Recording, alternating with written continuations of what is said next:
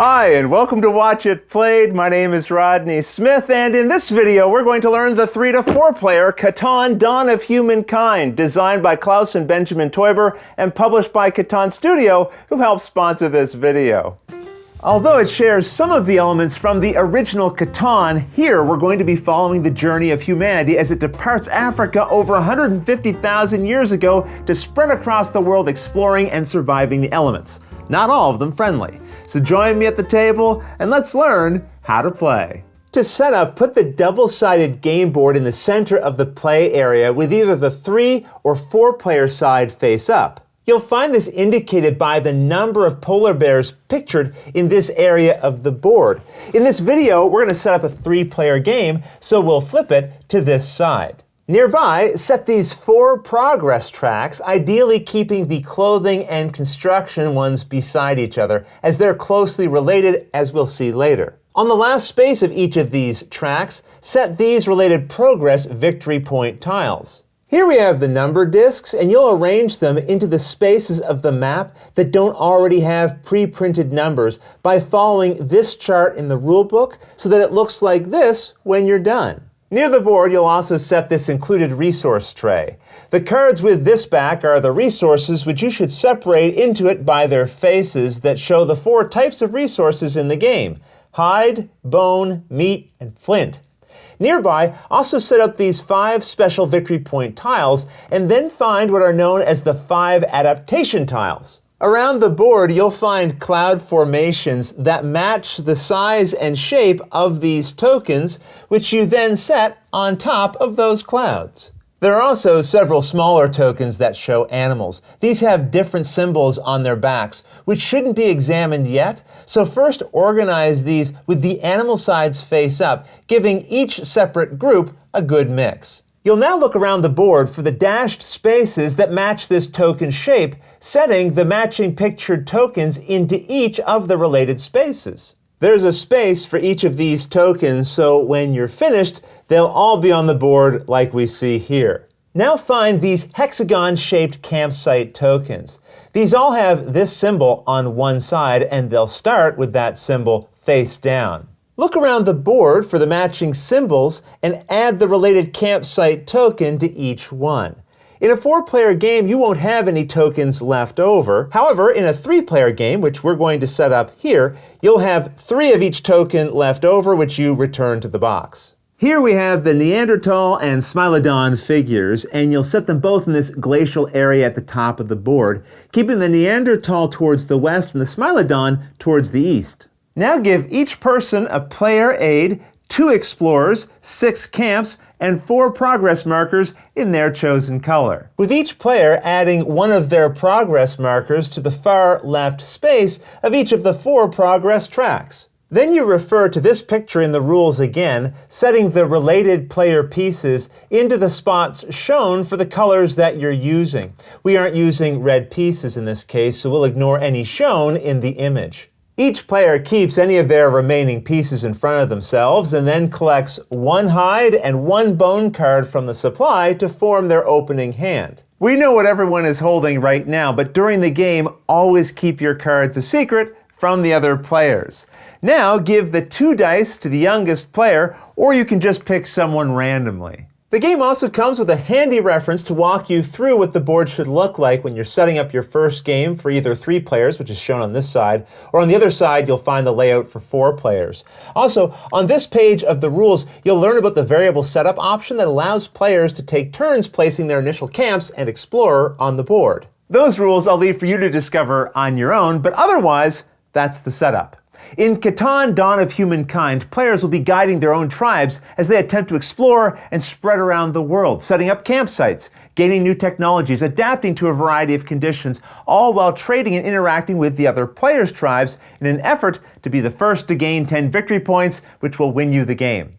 Before we get into the main rules, though, it would help to take a quick tour of the board. As we can see, the board is made up of several large hexes, and certain groups of hexes make up a region. There are 5 main regions on this map: Africa, Europe, Asia, Australia, and the Americas. Around the edges of a hex, you'll find paths, and where paths meet, you'll find circular intersections. And some of these intersections may have tokens or other pieces on them. Now, sometimes paths and intersections will leave a hex and branch out into water to connect to other hexes like we see here. And sometimes they'll branch up here into this glacier area of the board. You'll also find some dashed lines, and these are just sitting here at the top of the African region to help you identify and separate their spaces from all of the others. I should also point out that the hex spaces are made up of 4 different types of terrain. There are pastures, forests, mountains, and plains. And these are paired with the resources in the supply that match their color. As we'll learn later, terrain produces the related resource. Bone comes from plains, flint from the mountains, hide from forests, and meat from pastures. With our tour done, let's get back to learning the rules.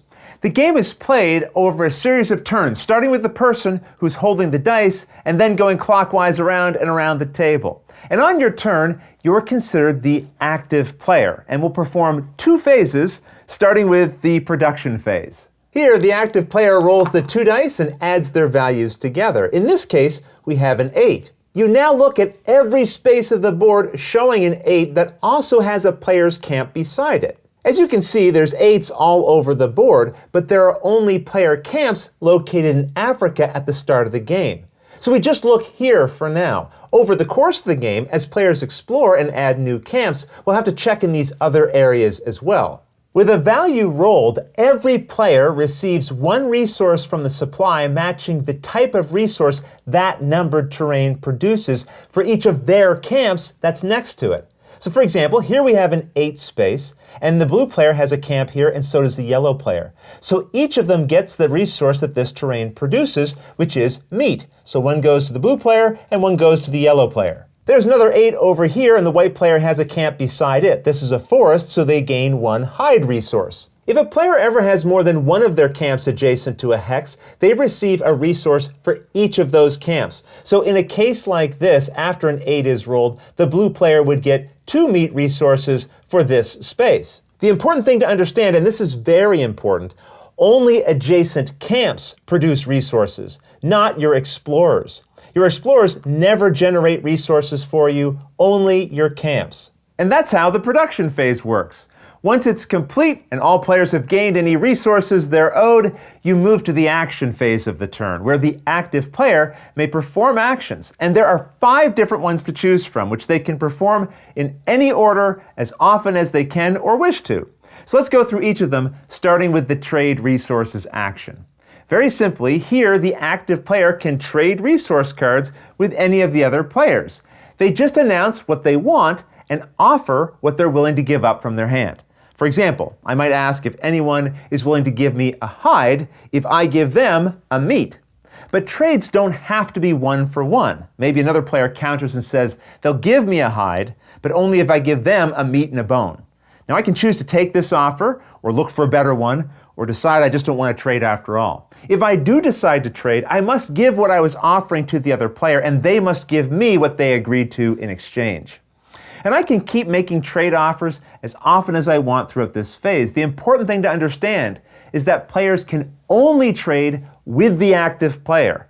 In other words, during my turn, the other players can't trade with each other. You also can't give the type of resource you're receiving during a trade. For example, I couldn't trade 1 flint and 1 meat for 1 flint. First off, that's a bad trade, but also it isn't allowed. You can't be giving and receiving the same item during the same exchange.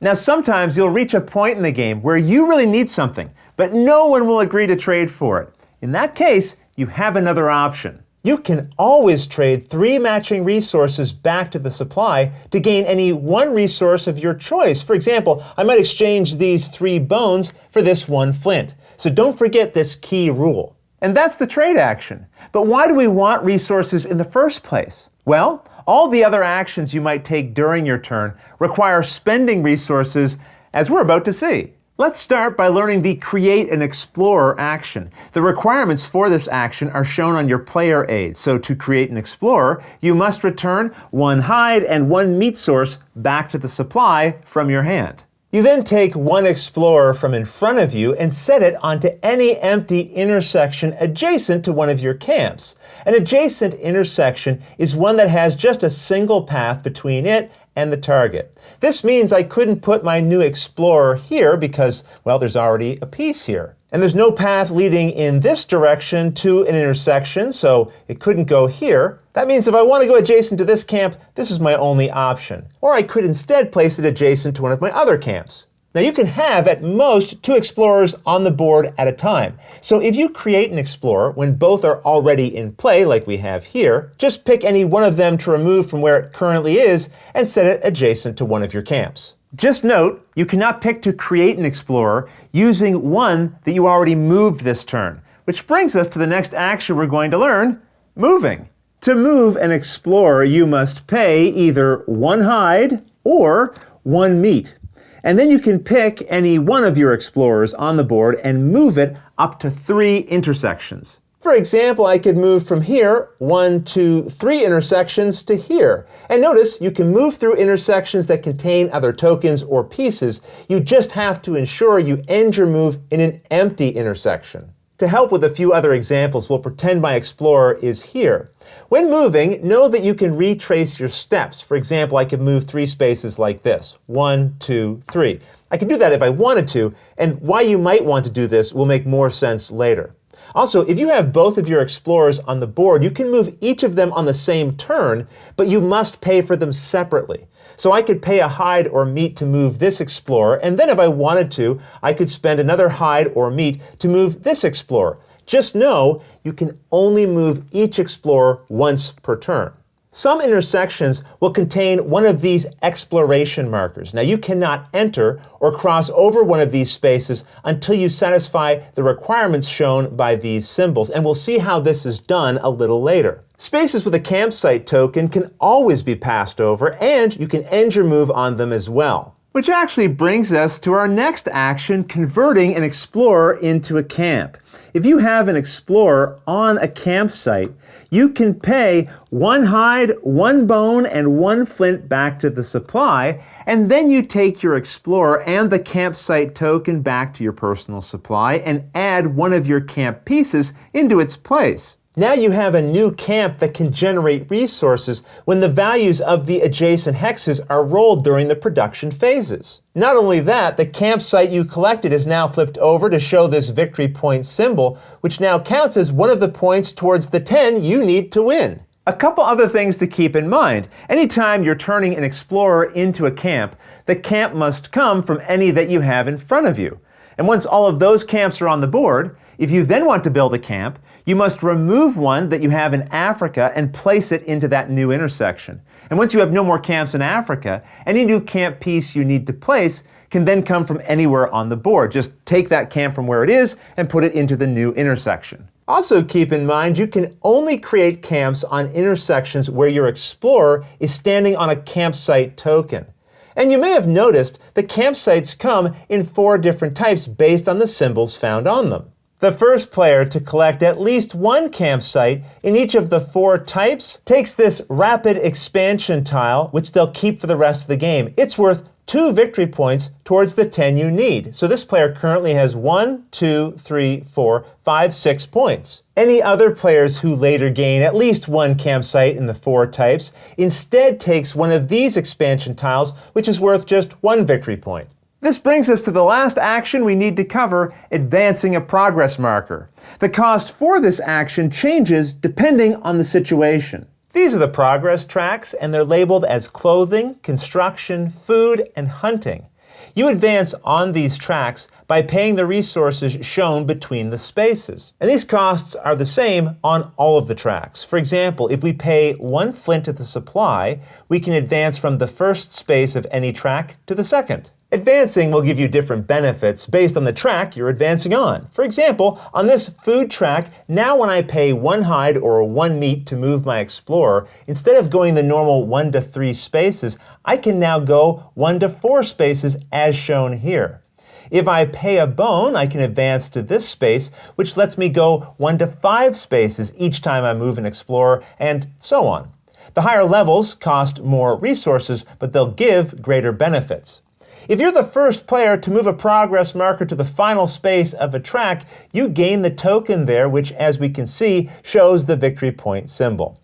Now that we've seen how advancing on the food track helps the players, let's learn about the other tracks. The clothing track shows clothing symbols here in increasing values, and the construction track shows this construction symbol also with increasing values. And these represent your advancements in those areas of human invention, and they're essential to travel. When moving your Explorer, you cannot enter or go through intersections showing clothing or construction symbols unless you're at least as high on those progress tracks as their values indicate.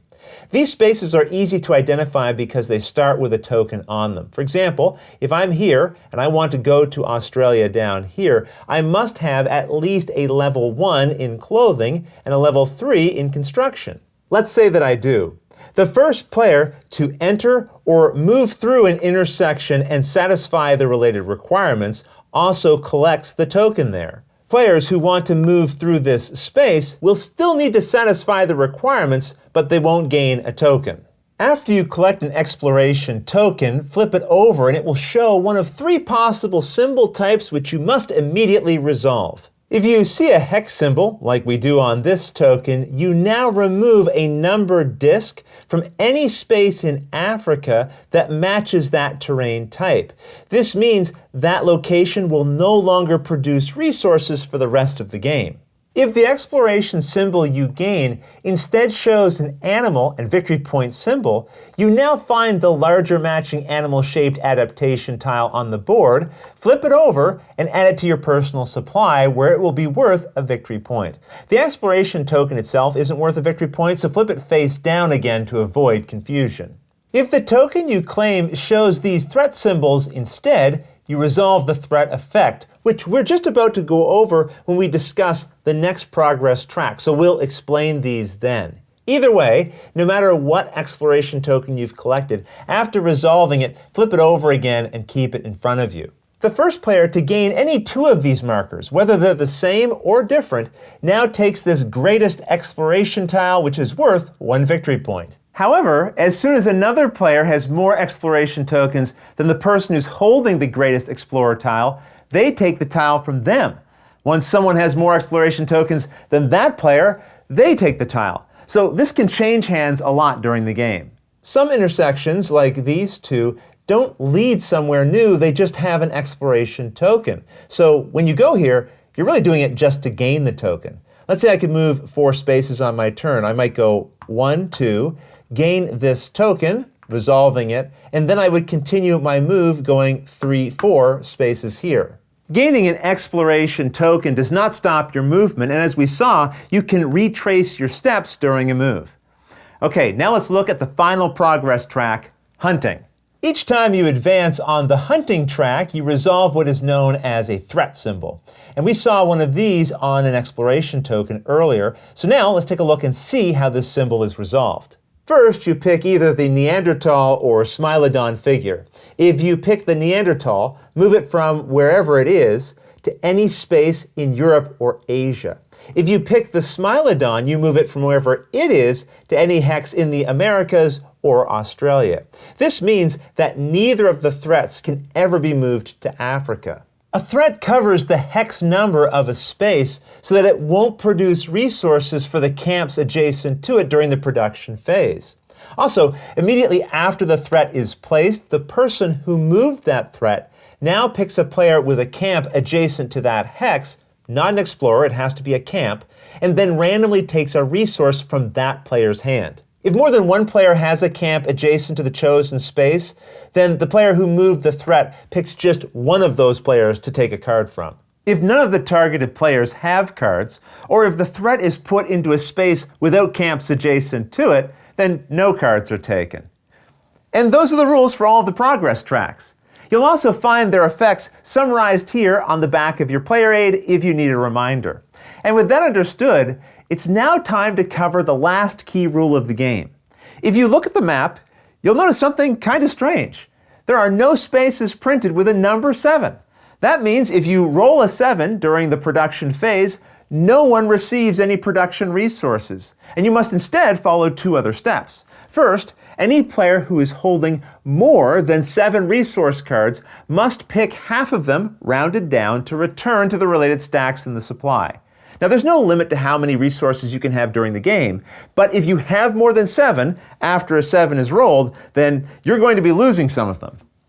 Either way, whether any players had to discard cards or not, the active player must now pick one of the threat figures, either the Neanderthal or the Smilodon, and move it, resolving its effects as we learned earlier. First of all, it covers up a hex number, and then that allows the active player to steal a resource from a player with a camp adjacent to that threat.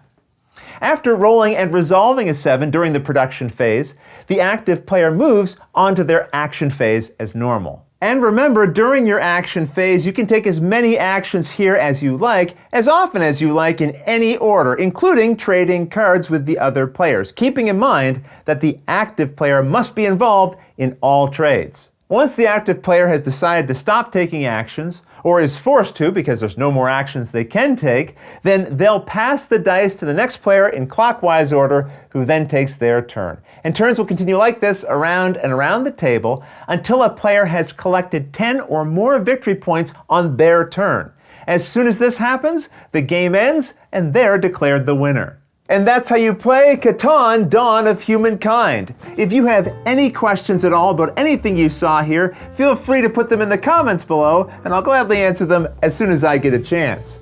You'll also find forums for discussion, pictures, other videos, and lots more over on the games page at Board Game Geek, and I'll put a link to that in the description below. And if you found this video helpful, please consider giving it a like, subscribing, and clicking that little bell icon so you get notification anytime we post a new video. And if you'd like to support us directly, you can join our Patreon team, which I'll have linked below. But until next time, thanks for watching.